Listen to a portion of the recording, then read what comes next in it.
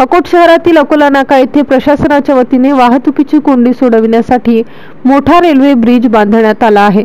मात्र यामुळे वाहतूक सुरळीत होत असली तरीही सार्वजनिक बांधकाम विभागाच्या दुर्लक्षपणामुळे हा उड्डाणपूल जीवघेणा ठरत आहे। या ठिकाणी मोठे अपघात झाले असून या उड्डाणपुलामुळेच अपघाताला निमंत्रण मिळत असल्याची तक्रार स्थानिक नागरिकांनी केली आहे।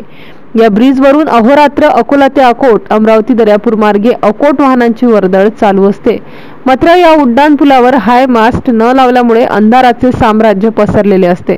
त्यामुळे ब्रिजवरून पायी जात असताना नागरिकांना आपला जीव मुठीत घेऊन जीवघेणा प्रवास करावा लागत असल्याचे वास्तव समोर आले आहे। तरीही शासनाला ब्रिजवर पथदिवे लावण्यासंदर्भात जाग येईना। झोपेचा सोंग घेणाऱ्या शासनाला जागे करण्यासाठी वंचित बहुजन आघाडी अकोट शहराच्या वतीने आमरण उपोषण सुद्धा करण्यात आले होते।